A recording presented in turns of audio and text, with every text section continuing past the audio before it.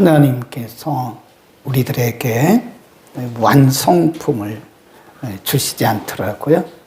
하나님이 우리에게 축복을 주실 때도 미완성품, 우리의 인격도 미완성품, 우리의 신앙도 미완성품. 그래서 이렇게 보면 이 땅에 태어나자마자 인격이 잘 다듬어지고 또 인격이 온전하게 된 사람은 없습니다. 그러니까 처음에 태어나면 말을 배우고 또 걷기 시작하고 속에 인격이 형성되어 가는데 사실 보면 물퉁물퉁해요. 누구한테 배운 것도 아닌데 아이들이 거짓말도 하고 싸움도 하고 애들을 그냥 핥히기도 하고 남의 것을 훔쳐오기도 하고 소리도 지르고 그러잖아요. 근데 우리 속에 있는 죄성 때문에 그런 겁니다. 근데 그런 인격들이 이제 교회 나가서 말씀을 듣고 학교 가고 또 아이들과의 친구와의 관계, 선생님들과의 관계, 가정에서 그러면서 인격이 이렇게 다듬어져 가더라고요. 그러니까 우리의 신앙도 마찬가지입니다. 우리의 교회에 왔다 그래서 우리의 믿음이 처음부터 자라는 사람은 한 사람도 없어요. 우리의 믿음도 물론 사람마다 다르긴 하지만 조금 빨리 다듬어지는 사람이 있고 또 오래돼도 다듬어지지 않는 사람도 있어요. 어쨌든 시간의 차이일 뿐 우리의 신앙도 이렇게 다듬어져 가요. 점점 다듬어져 갑니다. 그러니까 처음에 우리가 초신자 때는 아무것도 모르잖아요. 용감하게 행동하지만 사실은 몰라서 그런 거지 나중에 알고 나면 아유 내가 이거 몰라서 용감했구나 그런 거잖아요. 근데 신앙도 이렇게 다듬어져 익어가더라고요. 근데 우리의 인격을 다듬고 우리의 신앙을 다듬는 도구가 뭐냐? 그게 말씀이거든요. 성령께서 말씀을 통해서 우리의 인격을 이렇게 다듬어 가요. 이게 거듭남이라고 그러는 겁니다. 우리가 거듭나면 영적인 신분도 바뀌고 우리의 삶도 자동으로 바뀌게 되어 있는 거예요. 우리가 막 바뀌려고 그렇게 안 해도 성령께서 우리에게 역사하시고 말씀이 역사하면 그 말씀이 우리를 바꾸는 거죠. 그러니까 우리가 막 바뀌려고 한다고 해서 바뀌어지는 건 아니더라고요.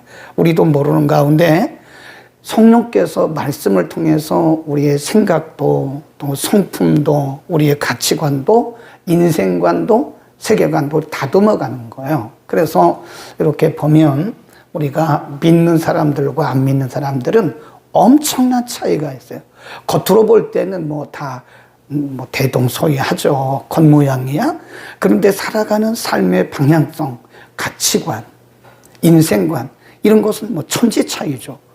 또 우리가 똑같이 예수를 믿어도 같은 교회 안에서 신앙생활을 해도요, 이 잘 다듬어진 사람이 있고 아직도 덜 다듬어진 사람이 있어요. 그러니까 인격적으로나 신앙적으로 좀 우리가 좀 다듬어진 분들은 좀 이렇게 보면 벌써 이게 딱 체계가 있죠. 덜 다듬어진 분들은 어딘가 모르게 좀 울퉁불퉁한 그런 면도 있고.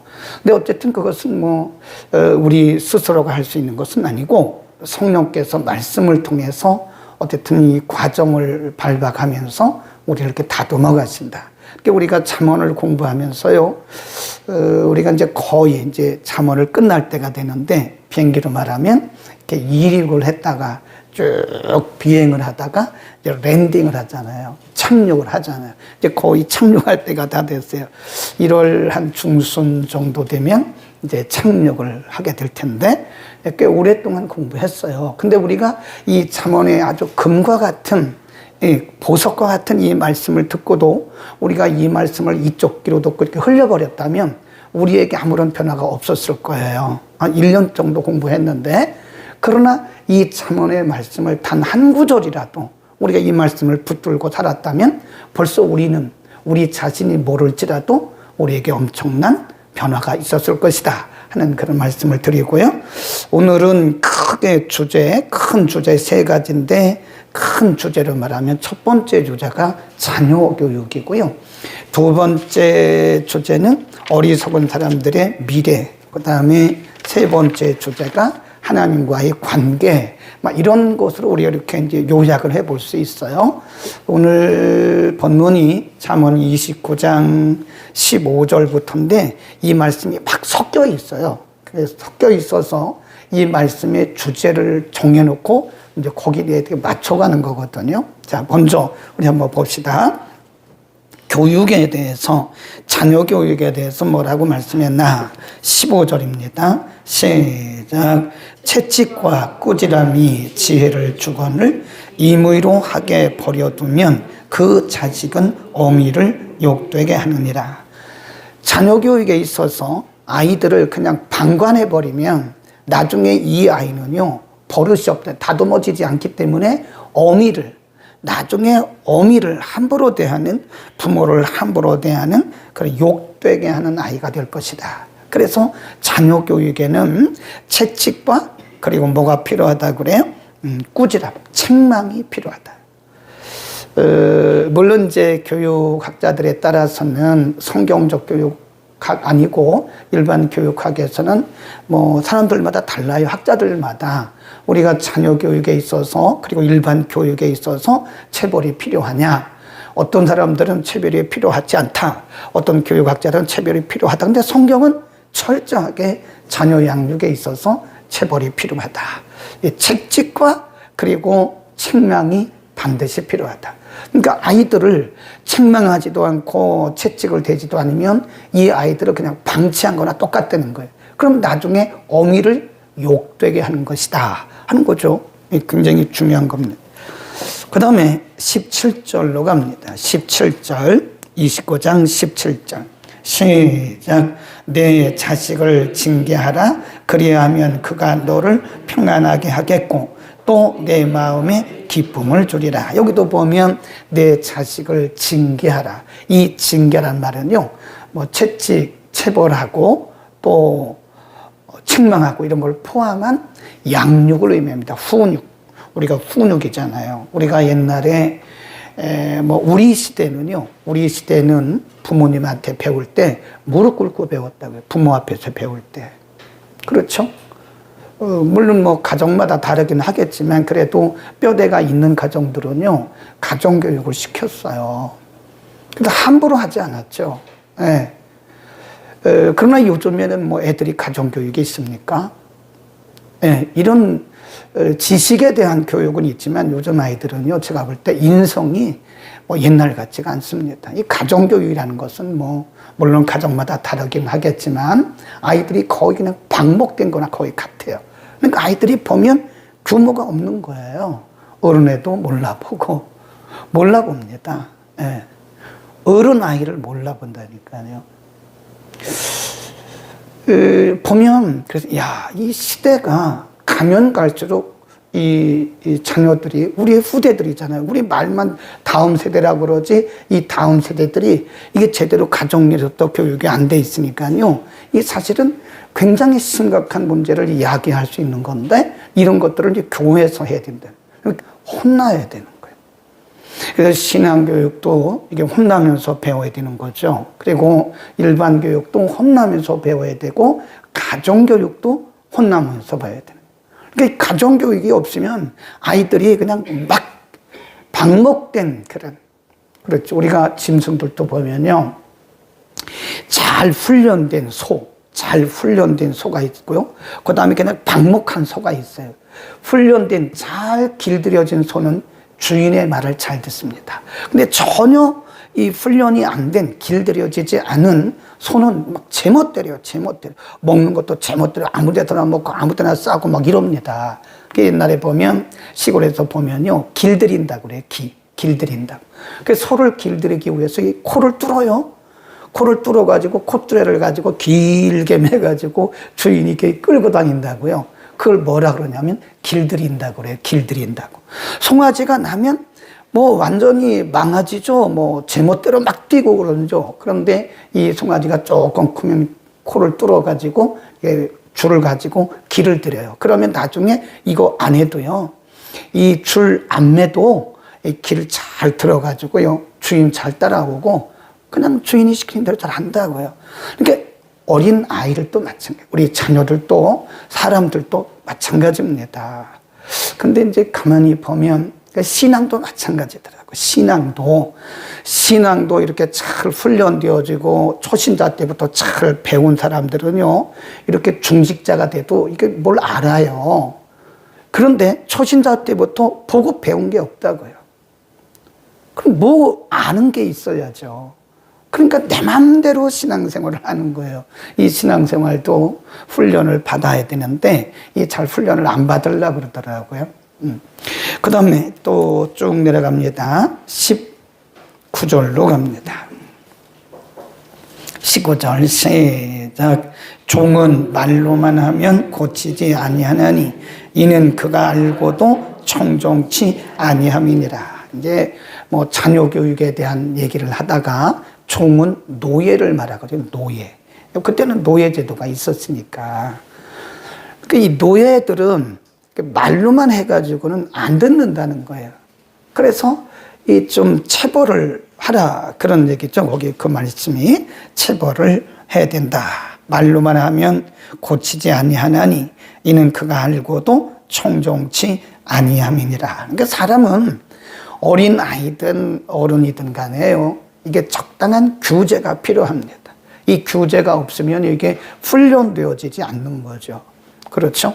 예를 들어 특별히 교회라고 하는 공동체는 이게 무슨 자의를 내세우는 그런 공동체이기 때문에 함부로 할 수가 없잖아요. 여러분 새벽기도 나오세요. 안 나오면 뭐 우리가 벌금을 내겠습니다. 안 나오면 뭐 집에 쳐들어갑니다. 그런 게 없잖아요. 여러분 다 나오세요? 네, 그냥 그렇게 한마디 하는 거죠. 근데 여기에 제재가 없기 때문에 이게 길들여지지가 않는, 제재가 인간에게는 어느 정도는 필요하다. 너무 자율하다 보면 나중에는 우리가 자율하다 보면 어떤 규제에서 벗어나서 어떤 질서가 없어진다는 거죠. 그래서 19절이 그런 말씀이 있다 하는 거고요. 그 다음에 이제 두 번째 큰 주제입니다. 큰 주제, 두 번째 주제는 악인들에 대합니다. 어리석은 사람들에 대해서 16절로 갑니다. 시작. 악인이 많아지면 죄도 많아지나니 의인은 그들의 의인은 그들의 망함을 본다. 악인이 많아지면 죄도 많아진다. 이 공동체에서 하는 얘기예요. 공동체에서. 한 마을에서. 이 한 마을에서 악인이라는 게 뭐죠? 하나님 무시하고 하나님 경외하지 않고 말씀 멸시하는 사람을 악인이라고 해요. 근데 그런 사람들이 이 마을의 한 공동체 안에 있으면 이 죄가 막 번성한다는 거예요. 사람들이. 왜 그럴까요? 사람들의 가치관이 혼돈되는 거예요. 혼돈. 예를 들어서 지난주에도 말씀드렸잖아요. 이 교회 안에 말씀대로 살고 짤짤하게 예배를 생명같이, 말씀을 생명같이, 기도를 생명같이 여기는 분들 몇 분만 있으면요, 이 교회가 기둥이 딱 섭니다. 그런데 중직자들 그렇고 교사들도 그렇고 찬양대원들도 그렇고 별로 기준이 없는 거예요. 그러면 나중에 온 분들이요, 기준이 없어요. 아, 그래도 되는가 보다 그러는 거예요. 그래도 되는 건가 보네. 그 말씀이거든요. 그러니까 우리 공동체 안에서, 우리의 지역사회 안에서 악인들이 많아지면 이게 다 오염이 되는 거예요. 오염. 악한 영향력을 받아가지고 죄가 많아지는 거예요. 반대로 우리 공동체 안에 말씀대로 살고 하나님을 경외하는 사람들, 말씀을 생명같이 여기는 사람들이 있으면 뭐가 많을까요? 의의 열매가 많아지겠죠. 그래서 예수님은 우리에게 뭐라고 그랬어요? 너희는 세상의 소금과 빛이다 그랬어요. 예수님의 명령이 너희는 세상을 판단하라 그렇게 말씀하지 않았어요. 너희는 세상을 비평하라 그렇게 말씀하지 않았어요. 너희는 세상을 심판하라 그렇게 말씀하지 않았어요. 뭐라고 그랬죠? 너희는 세상의 빛이 되라, 소금이 되라 그랬다. 우리는 이 세상을 욕하면 안 됩니다. 우리가 빛이 되지 못하고 소금이 되지 못한 것에 대해서 회개를 해야지, 이 세상을 막 욕하고 이 누구를 판단하고 그러면 안 되는 거예요. 예수님께서 세상을 판단하라, 세상을 심판하라 이렇게 말씀하지 않고 뭐라고 그랬어요? 세상의 소금이 되라, 세상에 빛이 되라 이렇게 말씀했다는 거죠. 그러니까 우리의 공동체 안에서요, 말씀대로 사는 이런 분들이 한 분, 두 분 세워지면요, 이게 기둥 역할을 하는 겁니다. 기둥 역할을. 아멘. 우리의 공동체가 그런 분들이 많아지기를 바라요. 여러분, 가정에서도요, 가정에서 누군가 한 사람만 서면요, 그 가정 살아요. 근데 남편도 그렇고 아내도 그렇고 믿음의 분명한 확신이 없는 거예요. 삶의 확신이 없는 거예요. 그러면 그 가정은요, 유야무야 됩니다. 유야무야 되는 거예요. 한 사람이라도 바로 서 있으면 그 가정은 경건하고 건강한 가정이 될 수가 있는 것이다. 그런 말씀을 하고 있는 것이고요. 그 다음에 쭉 내려가서 22절로 갑니다. 어리석은 사람들에 대해서 말씀하는 거예요. 시작. 노하는 자는 다툼을 일으키고 분하여 하는 자는 범죄함이 많으니라. 노하는 자는 다툼을 일으킨다. 우리 지난주에 공부했잖아요. 모세에 대해서 말씀드렸잖아요. 모세가 분노했다가 하나님을 그 순간에 잊어버린 거예요. 그래가지고 결국은 하나님께서 약속하신 가나안 땅에 못 들어갔잖아요. 우리의 공동체 안에서 얘기하는 거예요. 우리의 공동체 안에 막 분노하는 사람이 있으면 다툼이 생깁니다. 막 따지게 되고, 그러면 나중에 여기에 누가 합세를 하냐면 마귀가 합세를 해요. 마귀는 원래, 마귀라고 하는 원래의 뜻은요, 시기하고 이게 분리하는 자, 분리자. 그러니까 마귀가 역사하면 반드시 분리가 일어나요. 가정에도 분리가 일어나고 교회도 분리가 일어나고 막 이 파당이 생기고, 이건 틀림없이 마귀의 역사입니다. 성령은 뭐라고 그랬어요? 성령이 하나 되게 한 것을 뭐라고 그랬어요? 힘써 지켜라 그래요. 성령은 우리를 하나 되게 해요. 말씀과 그리고 복음 안에서 우리를 하나 되게 하시지만 마귀는 이 분리의 영입니다. 마귀는요. 그러니까 우리 공동체 안에 이 분노하는 사람이 있잖아요. 그러면 이 공동체가 서서히 이렇게 분리가 됩니다. 복잡하고 시끄러워져요. 그러니까 여러분, 우리가 이 공동체, 건강한 가정 공동체, 건강한 교회 공동체를 이루려면요, 절제해야 됩니다. 절제. 이 분노가 절제되지 않으면요, 나만 상처를 받는 것이 아니라 우리 공동체에 상처를 줄 수 있는 거예요. 항상 우리 자신을 돌아봐야 되고요. 그 다음에 쭉 갑니다. 24절로 갑니다. 24, 시작. 도적과 짝하는 자는 자기 영혼을 미워하는 자라. 그는 맹세함을 들어도 참고하지 아니하느니라. 거기다 줄 그어놓으세요. 도적과 짝하는 자는 누구를 상하는 거예요? 자기 영혼을 해하는 것이다. 이 도적은, 여기서 말하는 도적은 남의 문을 훔치고 남의 물건을 훔치고 뭐 그것도 도적이죠. 근데 이게 이 도적이라고 하는 것은 이게 벌써 기준이 무너진 자예요. 우리가 성경적으로 하면 우리가 열심히 일해서 땀 흘려서 벌어서 우리가 그걸 먹고 살아야 되는 게 성경이에요. 근데 이 도적질을 하는 사람들, 강도질을 하는 사람들 보면 거의 일하지 않습니다. 그리고 남의 것을 훔쳐가거나 아니면 이렇게 사기를 치는 거죠, 거짓으로. 그런 사람들과 짝하면 내 육신만 닥치는 것이 아니라 내 영혼이 상한되는 거예요. 악인과 짝하면 그런 말씀이죠. 그래서 잠언 13장 20절에 보면 어리석은 자와 동행을 하면 뭐 한다고요? 해를 받고, 지혜로운 자와 동행을 하면 뭘 얻는데요? 지혜를 얻는다. 그러니까 이게 사람은 그 어쩔 수가 없어요. 사람은 유유상종입니다. 그걸 어쩔 수 없는 거예요. 사람은 비슷한 사람들끼리 모이게 됐어요. 보면 친구를 보면 그 사람을 할 수 있다고 꼭 그런 건 아닌데, 대체로 보면 친구를 또 비슷한 사람들끼리 친구를 하잖아요. 그러니까 여기서 말씀하는 것은 중심이 하나님이 없고 말씀을 무시하고 하나님을 경외하는 사람들과 가까이 하지 말라는 거죠. 그러면 누가 상하는 거예요? 나의 영혼이 해를 입는 거예요. 우리가 성령이 충만하고 말씀이 충만해서 그들에게 어떤 영향력을 끼치는 것은 좋죠. 네. 그렇지 않다면 우리는 악인들과 함께 하는 것은 내 영혼을 해하는 것이다. 이게 굉장히 중요해요. 마지막 때는 우리가 누구와 함께 하느냐가 굉장히 중요합니다. 이렇게 보면요, 목회자들 또 비슷한 사람들 이렇게 몰려다니더라고, 보면. 네. 그래서 어떤 분이 봤는데 자기 분수에 맞지 않는 일을 하고 있더라고요. 그 왜 그러지? 그분을 이렇게 연구해 보니까 그 주변의 사람들이 다 그런 사람들이에요. 그러니까 거기에 자기도 비슷하게 해야 되니까 자기 분수에 맞지 않게 하다가 나중에 굉장히 큰 빚을 지고 어려움을 당하더라고요. 그래서 우리가 다른 사람들에게 선한 영향력을 끼쳐야 되는데 잘못하면 우리가 은혜가 떨어지고 성령이 충만하지 못하고 우리가 말씀이 충만하지 못하면 오히려 우리가 다른 사람들에게 악한 영향을 줄 수 있다는 것을 반드시 알아야 돼. 이거 역으로 생각하면 되는 거예요. 네. 그런 사람들이 우리의 공동체에 있을 때 우리가 영향을 받는 것도 맞고, 내가 성령과 말씀으로 충만하지 않을 때는 다른 사람들에게 내가 해를 끼친다는 것은 왜 생각을 못하나요? 그래서 우리가 다른 사람을 위해서라도 내가 성령이 충만해야 됩니다. 그렇죠? 우리가 은혜가 떨어지잖아요. 그럼 뭐부터 달라진다고 그랬어요?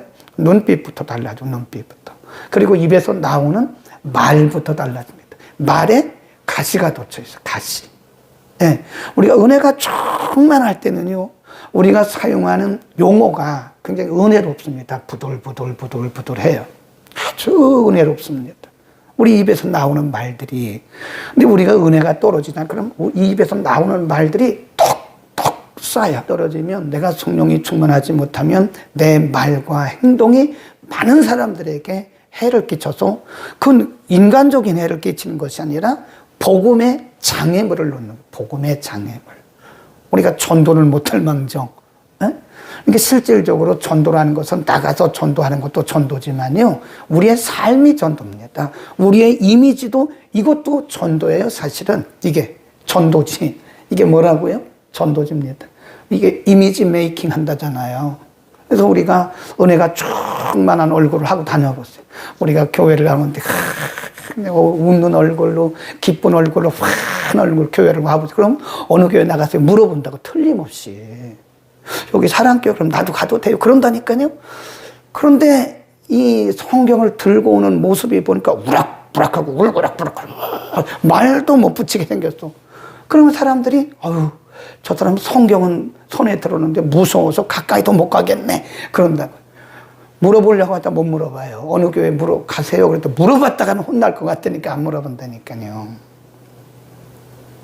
그러니까 우리의 영성 관리를 잘해야 돼요. 우리 영성 관리를 못하면 그렇습니다. 자, 우리 시편 1편, 우리가 잘 아는 말씀이지만 한번 크게 또 우리가 읽어봅니다. 시편 1편 1절, 복 있는 사람, 시작. 복 있는 사람은 악인의 꾀를 좇지 아니하며 의인의 길에 서지 아니하며 오만한 자의 자리에 앉지 아니하고, 그랬어요. 악인의 꾀란 말은 계획입니다. 계획. 악인들과 사상을 나누지 않는다는 거예요. 악인들과 생각을 나누지 않는다, 그런 뜻이죠. 죄인의 길이란 말은 행동을 얘기하는 거예요. 행동. 예. 죄인들과 함께 걷지 않는다, 그런 뜻이에요. 오만한 자의 자리에 앉지 않는다, 그 사람들과 동석하지 않는다, 동행하지 않는다, 그런 뜻입니다. 여러분, 우리가 잠언을 통해서 늘 말씀드리는 게 뭐냐면, 인간은 영적인 존재입니다, 이게요. 짐승은 영적인 존재가 아니에요. 짐승에게는 영이 없어요. 인간은 영혼 육입니다. 물론 이제 이분서를 말하는 사람은 영혼의 영향을 받아요. 우리의 마음이. 그래서 이런 악한 사람들, 오만한 사람들, 죄인들, 이런 사람들과 우리가 막 대화하고 함께 먹고 자고 막 이러잖아요. 그럼 틀림없이 오염이 돼요. 오염이 됩니다. 그래서 비난하고 비판적이고 판단하고 정죄하고 불평하고 불만하는 그런 영이 가득 찬 사람하고는 너무 같이 하지 마세요. 오히려 그분들을 기도해 줘야지. 그분들과 함께 먹고 마시고 그분들과 함께 동행하면 여러분에게도 틀림없이 불평, 불만, 짜증, 심판, 정죄, 비난, 비판의 영이 거의 같이 묶이는 거예요. 조심해야 됩니다. 그 마지막 때는 누구와 동행하느냐, 누구와 친구하느냐가 굉장히 중요한 거예요. 아멘. 우리는 좋은 분들과 함께 하시고요. 그 다음에 좋은 사람이 되어주세요. 다른 사람들에게. 예. 믿음이 연약한 분들에게 좋은 믿음의 본을 보여주고, 그게 사실은 내가 사는 길이고 한 영혼을 전도해 오는 것도 중요하지만 그런 분들을 다 우리가 살리는 거예요. 내가 먼저 충만을 해야 되겠죠. 내가 충만하지 못하면 다른 사람 못 살린다. 내가 충만하지 못한데 어떻게 다른 사람을 어떻게 살려요. 그러니까 내가 살기 위해서도 우리가 충만해야 되지만 다른 사람들에게 선한 영향력을 미치기 위해서 우리는 성령으로, 말씀으로 충만해야 된다. 아멘. 자, 마지막 큰 세 번째 주제, 하나님과의 관계입니다. 하나님과의 관계. 첫 번째 주제가 뭐였어요? 자녀 양육의 문제. 두 번째 주제가 뭐였어요? 어리석은 자와의 관계. 세 번째 주제가 뭡니까? 하나님과의 관계. 예, 우리가 그렇게 해서 지금 말씀을 이렇게 뽑아내는 거예요. 18절로 봅니다. 29장 18절. 시작. 묵시가 없으면 백성이 방자히 행하거니와 율법을 지키는 자는 복이 있느니라. 이 묵시란 말은요, 환상입니다. 그런데 오늘 성경에 보니까 revelation, 계시라고 해요. 계시가 없으면, 환상이 없으면, 말씀이 없으면 백성이 방자히 행한다. 당연한 거 아닙니까? 사람이 우리가 예수를 믿어도 말씀이 없으면요, 삶의 기준이 없어요. 우리 인생들이 다 마찬가지입니다. 모든 인생들은 다 죄성을 가지고 태어났기 때문에 사실 방향 감각이 없어요. 근데 하나님의 말씀이 우리 인생 방향을 가르쳐요. 이렇게 우리가 말씀 듣고 기도하고 말씀 묵상하면 사실은 이렇게 흩어졌던 우리의 가치관이 새로워지고 인생의 방향 감각이 바로 잡히는 거예요. 수정하는 시간이에요, 사실은. 그러니까 이게 말씀을 읽거나 말씀을 듣는 시간은 연설을 듣는 시간이 아니에요. 김덕균 목사의 말을 듣는 시간이 아니에요. 하나님의 말씀을 듣고 우리의 가치관이나 우리의 방향성이 이렇게 수정되는 시간이다. 물론 우리의 마음이 완악하면 듣지도 않습니다. 네. 하나님께서 우리 각자에게 지금 여기서 주신 말씀인데 우리 마음이 완악하면 그건 내 말씀으로 듣지를 않아요. 그러니까 수정되지 않는 거예요. 평생 예배당을 다녀도 변화되는 게 없어요. 왜 그럴까요? 하나님께서 이미 말씀을 주셨지만 내가 안 받아들인 거예요. 그러면 여전히 그 모습이 돼요. 변화된 게 없어요. 네. 그 얘기입니다.